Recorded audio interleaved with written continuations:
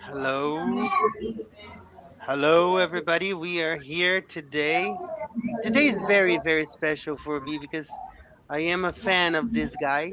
We are friends for quite some time now, but he's amazing. He's great. And I love his content. We met on social media. We recorded together and we became friends. He's Martin from Rock and Roll English. He needs no introduction because he's already really famous. Thank you for being here with us It's a pleasure to be here. Thanks for having me. during your holidays, actually. Thank you so much. Yeah, kind of, because I'm in Italy, but Yeah. the real holiday is finished. Now Mm-hmm. I'm just staying with my parents in law. Um, Okay. so it's not really holiday, but half holiday, let's say. And now a father of two is a little bit different. Yeah, that's the great thing about coming here. We stay with my parents in law and they Hmm. help a lot with the children. So it is like I'm on holiday because my parenting duties go Mm-hmm. like this, which is good. Yes, of course. So, Martin, I'm going to ask John to take it away to ask you the question. Okay. So, Johncito, go ahead. Okay, hello guys. From here is Johncito. We always start with the same question. That is, what is friendship to you? Whew. that's that's it's a tough one to throw at me straight away. I was hoping for a little warm up. Is what is friendship to me? I suppose being there for someone in the good moments and the bad. So my friends, my closest friends, are people that I often have on the podcast, and a small group of us have been friends since primary school, which in America they say elementary school. So since we were 4 years old, and we're all the same age. So we're 38 now. So we've been friends for 34 years. And then the rest of our group of friends, we met at secondary school, which is when you're 11. So we've been friends now for 27. So I've had friends for a really long time, and these are still my closest friends. There's a group of about 7 or 8 of us, so not so many. And yeah, during all of those years, we've had lots of good moments and bad moments, and even with each other. But even when bad things happen, to never just say, "Well, I'm going to stop being friends with this person for a stupid argument," because obviously we've had arguments in that time. But just knowing that that person's going to be there, like your family's not going to leave you for a small argument about a stupid thing. So yeah, I suppose it's that for me, always being there through the good and the bad, and not letting stupid things get in the way of the friendship. Yeah, Okay. and let me say that I think you're very affectionate, Martin, because we became friends, and it seems to me that I am talking to a younger brother because obviously you are much younger than me. Much, I But don't know. yeah, because you're 38, I'm 45, so seven I am. years not is not so much. Yeah, I know, but you're really great, and you are always there. To help us, to assist us, and always available. John Vito, what is number I two? think. Okay. Well, when Mr. Road tell us that we would have a guest that is really famous, and that I he wish. has he has a podcast. I made a little bit search about you. Yes, and there is something that I want to know is what was the inspiration or motivation behind the decision to create an English podcast on YouTube?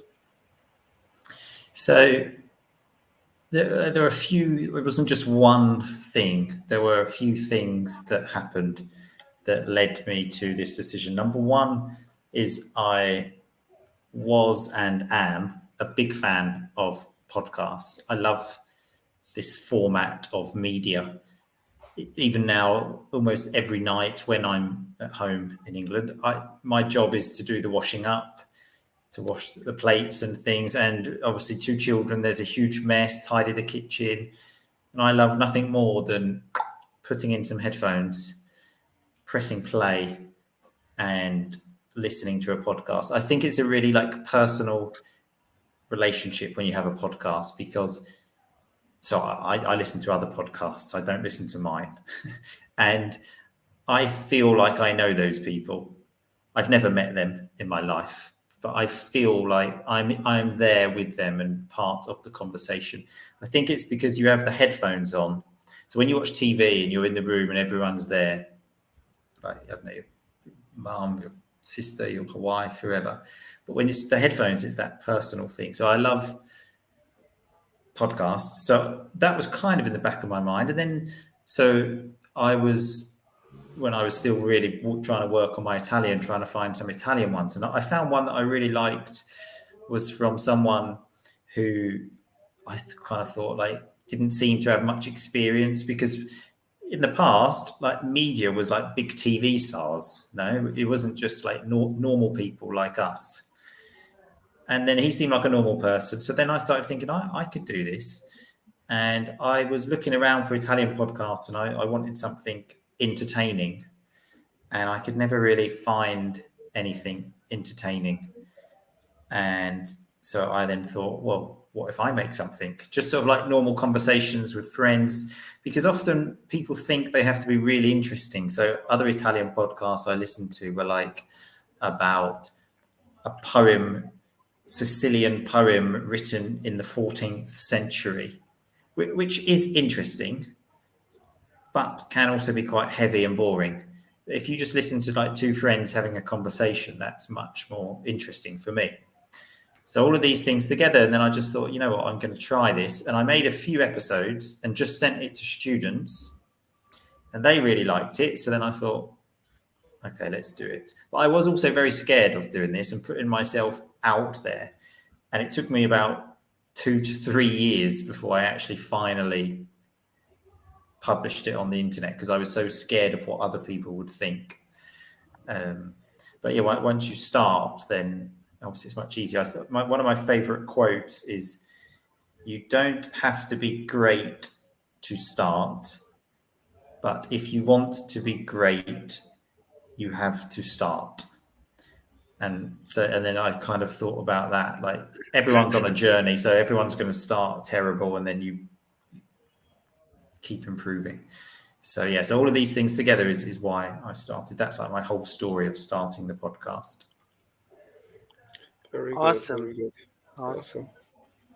I like this quotes that you bring, and I learned so much from you because I like the way that you teach.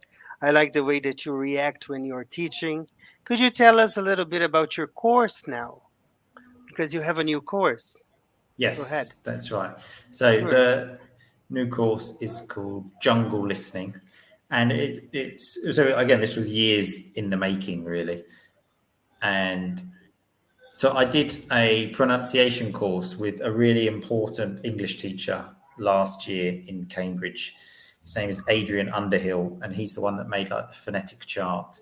And I must admit, I always stayed away from like phonetics and Hmm.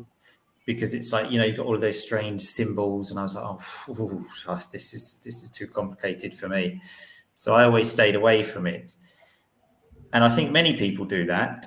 And like I completely understand because I did it for like 10 years. But then I just out of curiosity started doing a bit more research into it. And I didn't realize how important learning from sounds is. And I didn't realize that that really is the key to fluency. So Hmm. I actually recorded a podcast with my daughter recently, who is 2, and I demonstrated how she's learning from the sounds first. So she uses lots of really complicated things of connected speech already Mm-hmm. because she's reproducing sounds. And if you go even deeper, a sound is just a movement. Yes. So she's reproducing these movements. And then I started thinking about how many times in the past students have said to me, like, I can understand French people, Spanish people, or German people, Chinese people, but when I speak to an actual English person or American, I have much more difficulty understanding because because we use these features of connected speech. So the course basically breaks all of that down and makes fast speech something simple and learnable, because Mm-hmm. people just sort of, because listening, if in English classes, and again I include myself in this, is normally taught of like, listen, answer the questions, did you get the questions right, yes or no? If you got them wrong, okay, no, the correct answer is this. That's it. So it's not actually teaching people how to listen, it's just testing listening.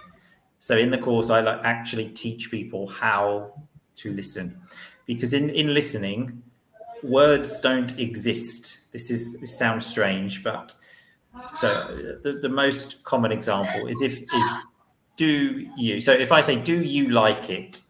Okay, so people have difficulty because they're looking for these words. Do you like it? But that becomes, do you like it? Do you like it? And maybe even, do you like it? Do you like it? So if you don't know how these words change, you will never recognize those words. So in the course, we take many clips of fast spoken English, break it down, look at the theory first, so people can see how and when the words change, and then we take the audio, slow it down, and then move it back to full speed. So by the end of it, it's like unblocking your ears. So then you finally are able to understand. Think of it like this, like a TV, like the old TVs anyway, where you had to move the aerial, and then the TV will go like, Yeah. and then you get it in the right place, and then it's the perfect picture. It's like that Yeah. with your ears. Until you tune them correctly, you've still got that. But once you've unblocked them and you understand the sounds, you've got the TV on perfect, and you can understand much better. So that's what the course does. Takes fast spoken English, breaks it down into something simple and learnable. And then once you have unblocked your ears, you will notice your speaking improves a lot, Mm-hmm. because you just repeat these speech patterns. A common thing is prepositions in English. Is it participate in a meeting or participate to? It's because you can't hear that. Once you hear that clearly, you will just repeat that. Yes. Totally So, agree. so yeah, that's what the course does. Awesome. Let's once I was in New York and a student was near a native person and the native person said, "Let's quit." And he said, "What did he say?" "Let's quit." He said, "Let's go eat."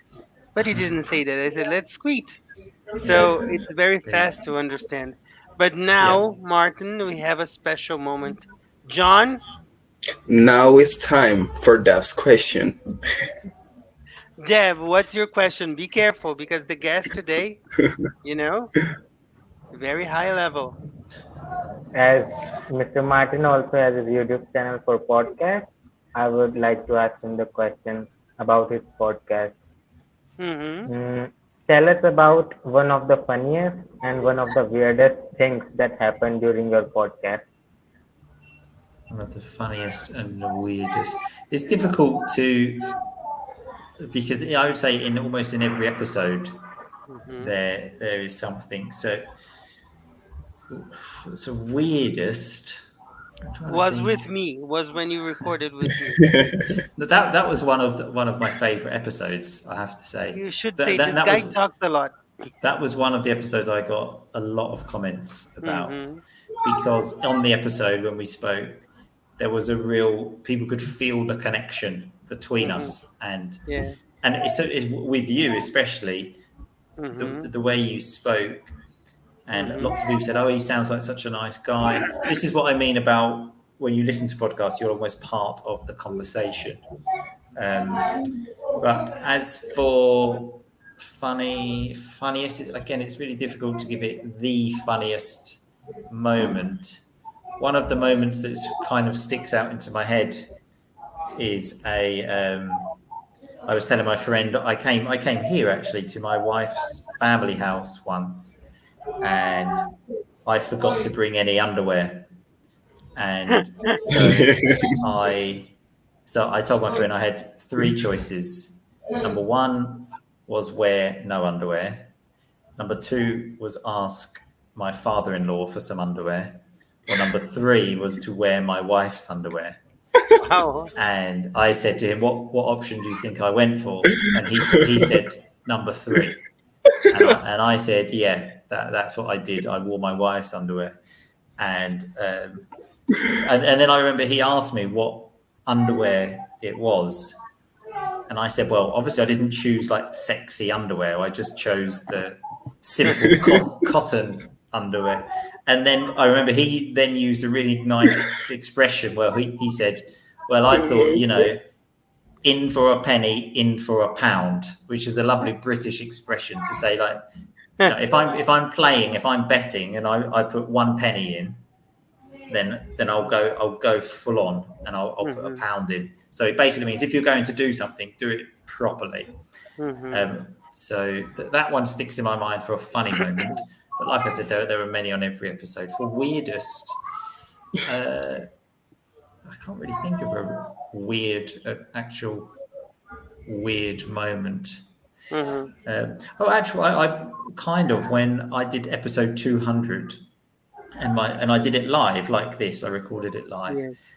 and my mum came on, and that was quite weird. It was weird. Not she wasn't, and she's not weird. It was just weird Yeah. being in this kind of situation with my mum. So that was weird. Yeah, that's nice. So, Yeah. Dev, you have your answer. What's your comment now? You should have mentioned this podcast too, because you are meeting one of the weirdest guy who asks you the weirdest question, like this one. That's nice. And now, Johnsito, what is next? Okay, the next one is what advice would you give to followers who wants to improve their English language skills through your podcast? Through my podcast. So I think to reach fluency in English and in any language, the listening is the key. Again, this took me some time to realize. I didn't realize this when I started the podcast, but I've now understood that listening is the key. And if I think back to my Italian, I got the biggest jump in Italian of when I watched every episode of Sex and the City. It's quite embarrassing, I know, but I watched every episode without subtitles. I didn't think it was possible for me to watch a show without subtitles. And then I watched one episode and I was like, oh, I actually understood that. And then I watched more and more. And there are 94 episodes of Sex and the City. And I watched them all in like 2-3 months. And I think I looked once, that was like more than 70 hours of listening. And then I noticed I stopped thinking about grammar, because what stops people from fluency is this mental battle of like, oh, right, is it participate in or participate to? That's what stops it. And then I just noticed things just started flowing more naturally. So listening is the key, because you repeat it. But there's a unique problem with English. I don't know about other languages in comparison to Italian, though, because in Italian the words remain the same, and they're quite easy to recognize in speech because they don't change. In English, the words completely change. So, okay, let's lose the word have. That you can find that as have, or you could just find it as of, or you might even just find it as of. So that's what I mean. So you need two things to reach fluency. You need to listen lots. You need to understand how connected speech works and break it down. Because otherwise you can keep listening, But if no one teaches you how these things change, you won't be able to recognize the words. So with my podcast, you can do one of those things totally for free, which is listen a lot, because in the normal things, I have more than 300 episodes. So literally just go from one to the top. And you'll notice a big difference. I've had lots of people. I just shared something today actually about someone who lives in England saying he's from India actually. Have I got my phone here? No. And he said he had lots of difficulty understanding, but then he listened to all of the episodes and now he finds that much easier, and for his speaking too. So yeah, go to number one and go on the journey. But I warn you now, what I mentioned earlier, in my opinion, the first 50 episodes are terrible. Because I was still finding my voice. I listened, I don't listen to them, but I have listened to them and I cringe. They're awful. But they're not so bad. So you can begin at one and go and just keep going. So that's what I would suggest. Okay, I'm glad to hear this because I'm one. As Mr. Rhodes said before, I am also a student. So to know that there is a podcast where I can find these tools makes me happy. I'm happy to hear that, because the difficult thing of language is finding something interesting that you like listening to. Because I can tell you my podcast, I'm sure lots of people don't like my podcast, and that's fine. But you have to find something you're interested in, because otherwise you don't have the motivation to go back and listen to another episode. If when you listen to an episode, it's like, oh God, you're not going to do it. So you have to enjoy it and then do lots of that thing is my advice. So even with Sex and the City, I found, I was like, oh, I understand this. It's actually quite funny. So bang, 94 episodes. So yeah, find what By you the like way, and do Sex in lots the of it. City is back. My wife was telling me about it actually. I Just haven't like seen. that now. Just like that. I haven't seen the new Yeah. version, but yeah, I Yeah. have heard this. But yeah, I was watching it in Italian, which was a bit strange because Mm-hmm. obviously they actually speak in English, but I was watching it all in Italian. So yeah, that was a bit strange. Okay. Well, before we go, I would like to issue Happy Father's Day from Brazil. It's tomorrow, but it serves as the same. And it was a pleasure to have you here. Guys, would you like to say your goodbyes? Yes. Sure. Yeah. First of all, we are glad to have you here with us, and it was a pleasure to meet you. It's a pleasure for me too. Thanks a lot. Dev? It, it was such a nice company having you, and I want to mention this. I could understand every single word of you because it's Nice. my problem that I cannot understand many accents of English, but I could understand you. Okay, that's good. Just on this is an interesting point, because people often say this. I can understand people here. So if you think of it like this, okay. Now I didn't come up with this analogy. I read this in a book of someone that loves listening more than me. You have the greenhouse, okay. So think of the greenhouse where each word in a greenhouse is completely separate, is not touching any other words. If you speak like that, you speak like this, a robot. So that's not good. But if you go on an online dictionary, that's what you find. Then you have the garden where the words, the plants, are touching each other. But it's quite orderly. You'll find maybe on BBC News and on podcasts, because I speak clearly in this moment because I want people to understand. Okay, and this is a good target for speaking, to be clear.